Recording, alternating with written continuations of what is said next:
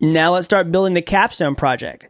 So there's a lot of work to do here in order to build this decentralized cryptocurrency exchange. So in this video, what we're going to do is just set the project up. We're going to create a new app and just get a smoke test going. We're going to, add all the dependencies that we're going to need for the project and just make sure that, we have everything set up for the front end part of the application and also the smart contracts. We're going to do it all in one place, all inside of one application. And there's a little bit of configuration that we have to do in order to make everything talk to each other and work properly. But once we get that set up and once we pay that cost initially and get over that hump, we'll be smooth sailing. We're going to knock out all of that at the front. We're going to create the app like this. We'll say create React app, and then we'll pass in the app name. So I'm going to call my app Blockchain Developer Bootcamp. And you can call this whatever you want, but it's probably easier just to use the same name just in case there's any kind of conflict down the road. So I'm going to hit enter. And we can see that this is actually running some scripts that's going to set up our React app. All right, that's done. Now I'm going to enter into that directory. I'll say cd blockchain developer bootcamp. All right, now that I'm inside of here, I'm going to open this project in my text editor. So I'm using Sublime Text, and you can use whatever text editor you want to, but I open my projects with a symlink that I have configured on my computer like this. I'll say subl dot, and we can see the project listed here. So I'll make a quick mention about that symlink. People have asked me a lot about that on my YouTube channel, like what does that mean, subl dot. So a symlink is basically a way of creating an alias that does something on your computer. And in my case, it just opens Sublime Text. I'm just saying open Sublime Text in the current directory. So you can read more about that, how to do it on Sublime Text's website. If you get the documentation, this is for OS X, but it says basically, here's how you set that up. You can do lots of different stuff with this subl symlink. So check that out if you want to. So here we are inside of our project. We can see a few things that were generated. We've got a source directory. This is where all of the, React files will live. We can see the React components that were generated. If we go to app.js, we can see an app component for React. There's lots of files we can look at inside of here. We can see a package.json file, all kinds of stuff. So let's do a quick smoke test just to make sure this worked. I'm just going to go to my terminal and look at my start script for npm. So this is npm run start, which will start our project. So this will do React script start, which will start the server. So let's just do npm run start. All right, and this is going to start a new web server on localhost port 3000, and I have one open already. I'll close that down in a minute. So it's just asking me if I want to run on another port. I'll say yes. So let's just get a smoke test going here. And this should show us the default create React app page. So yeah, here we go.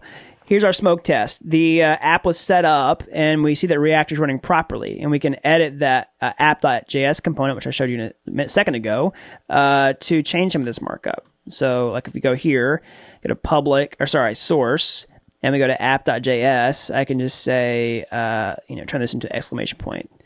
And there we see it changed. And also, this is hot reloading. So anytime we make a code change and click save, our web server is going to automatically refresh the page. So like I don't have to refresh my browser every time I go back to this window to see a change was made. So that's really nice. All right, and really quickly, let's take a quick tour. Here's all the components that come with this. We can see, everything that was created. Here's the logo that was spinning. It's just a GIF. Here's the edit this app. Here's the text. Here's the link, learn React. It's just one component right now, looks like, and it's, instantiated inside this index.js file, I believe. Yep. How we're basically mounting this to the React DOM. So I don't want to go too far into those details right now. I just want to show you that this worked. All right, I'm going to close down the web server for now. I'm going to go back to setting up the project. So the next step is to add all the dependencies to the project. And we're going to do this in one shot. And there's a couple reasons for this. One, I don't want to keep stopping and adding dependencies as we need them. I know all the dependencies that we need to develop the Bootcamp project. And I don't want to waste time just like stopping and switching gears every time we come to a place where we need them. And also, it gives you the opportunity to make sure that you have all the right dependencies in the same place and that you can install them when we set the app up and don't run into problems later. So in order to do that, we're going to pull all the dependencies that we need right now from a resource that I'm going to share with you and put them in this package.json file. So we can see some dependencies listed here like React, React DOM, and React scripts. But I'm going to paste a bunch of dependencies inside of here. And I should also mention that I've specified the exact version numbers that we're going to use for every single dependency. I've locked them in place to ensure that you're not going to have any issues trying to run the project. Okay.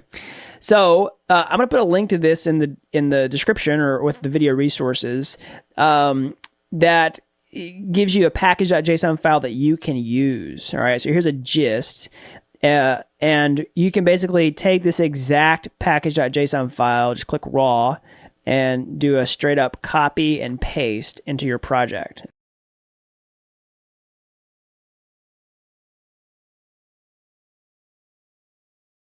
Okay, and we can spend time going over what each of these dependencies are, but it's important to know that these are all the dependencies that you need for the entire project, and they're locked at the exact version numbers, right?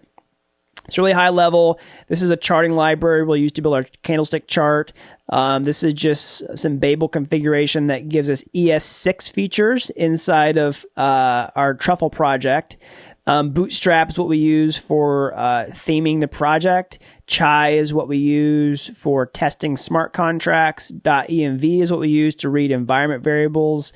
Lodash is basically just a JavaScript library for working with data structures and things like that.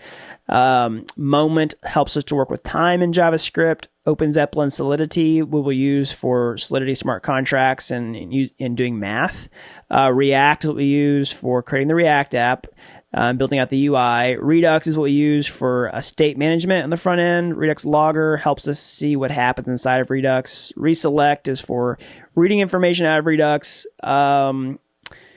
Solidity coverage is making sure that Solidity is compiling and there's no linter errors. Basically, it's a linter.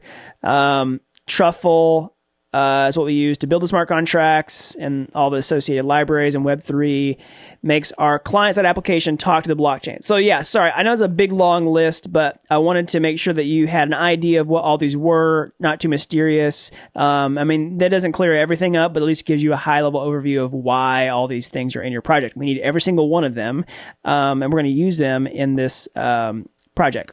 The next thing we want to do is really quickly just remove this yarn.lock file. So Create React App uses Yarn to build its dependencies. It's kind of like NPM, but we're just going to remove this yarn.lock file from our project so that we exclusively use NPM for this tutorial. I just want to use standard mainstream tools that everybody can agree upon and avoid any kind of potential failure points for the dependencies in this project. So yeah, just go ahead and remove that. And now let's actually install all the dependencies for this project with npm like this. We just say npm install. And this will go through the list of dependencies that we specified in our package.json file and pull all of them down from the npm registry and add them to our project here inside this node modules directory. So I'll give this a second to install. So we see a little warning here that you can just ignore. It's saying that Bootstrap requires jQuery 1.9.1, but we're not going to use jQuery in this tutorial. We're just going to use React, so you can ignore that. All right, so now we've created all the dependencies for our project, or at least we've installed them in our project here in this node modules directory. This is, just a folder that contains all the libraries. So also you can see that a package -lock.json file was created. This tells npm which versions of the dependencies we're using, plus all of their dependencies. So this is a really important file in our project as well. So the package.json tells us all the dependencies we need for the project, all the libraries that we're going to depend upon. The lock specifies the versions and their dependencies, and then they're actually contained inside this node modules directory. So I just want to give you a heads up about all these. This is, really important that all this works before you continue. All right, now the next thing we want to do is actually create a Truffle project. So if you remember from the previous videos, Truffle is the framework that allows us to develop Ethereum smart contracts. And what we're going to do is actually create a new Truffle project inside of this current directory. Okay, so instead of creating one project for our client-side application and one project for our smart contracts, we're actually going to do it all in the same place. And there's a little bit of configuration required to get this working, but I'm going to walk you through all of that step by step, so you don't have to worry about it. I'll show you kind of a really nice trick about how to get this all working in the same project. So we'll create the truffle project inside of here like this. So first, just make sure that you're actually inside of the project directory. We'll say truffle init. All right, and that worked. So what that did was actually create some new files for us and directories, which we can see. We can see this contracts directory is created. This actually contains an Ethereum smart contract in it. This is the migrations contract, which handles deployment of the contract to the blockchain. Don't worry, we're going to cover all this later.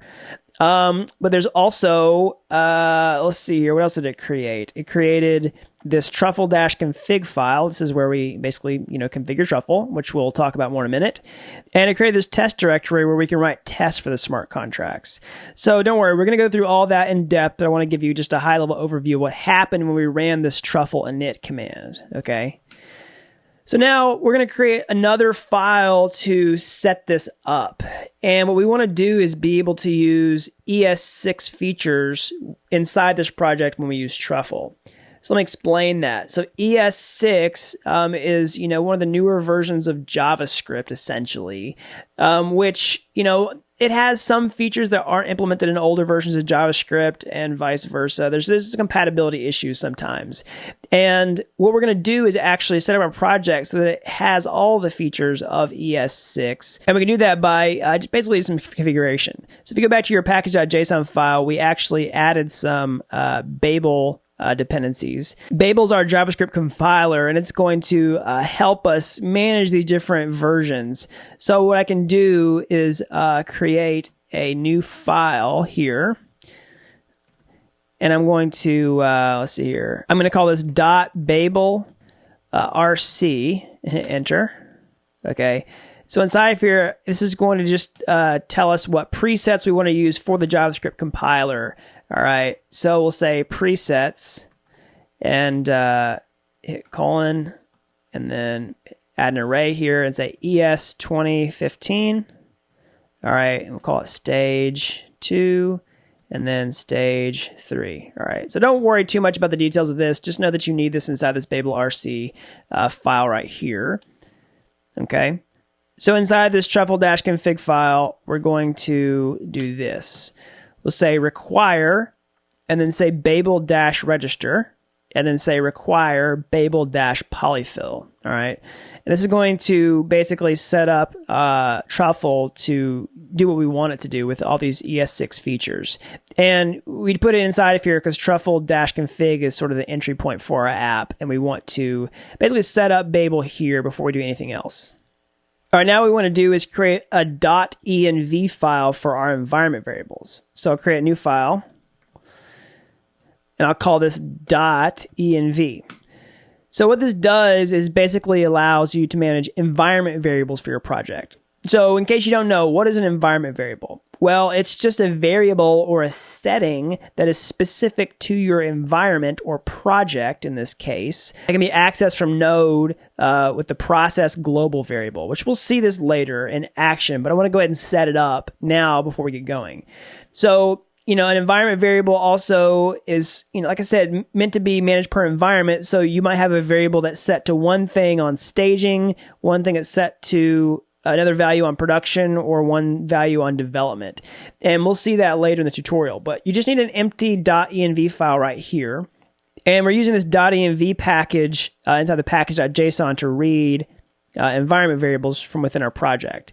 So we're also going to go back to this truffle-config file and make sure that our .env file is picked up by just saying, let's see here, require .env, and then we're going to call config on the return value of that, okay? And that's going to inject all your environment variables into your Truffle project. All right, the last thing we want to do inside this truffle-config file is change where the smart contracts go and where the contract ABIs go, okay? So if you've built any other project with Truffle before or watched any of my other videos on YouTube, you might have seen your smart contracts and then their build files go in these specific directories, like this contracts directory right here, or also, you know, like a build directory up here. So what we want to do is actually change that. We want to put those inside of this source directory because we kind of want to keep all our source code in one place and keep, you know, everything else, you know, kind of where it's supposed to go. So what I'm going to do is go down here inside this module.exports object and minimize networks. And right after networks, I'm going to say a contracts directory like this. And we're going to say dot / source src contracts. Okay. And then we're going to say contracts build directory. I'm going to say src ABIs, okay, and put a comma after that. Save this, okay. Now, whenever we create new smart contracts, we'll put them inside a new folder inside of here. So now what I'm going to do is go to this contracts directory and actually going to move it. Let's do it for the command line. We'll say mv. I'm going to say contracts, and we're going to put it in source. All right. Now, if I go over here to source, we can open this and see that contracts was moved. So now this is where we actually want to keep all the smart contracts. So as we build this project, we'll refactor all this. You know, we'll have a source directory that'll have the contracts, it'll have the components for the React app.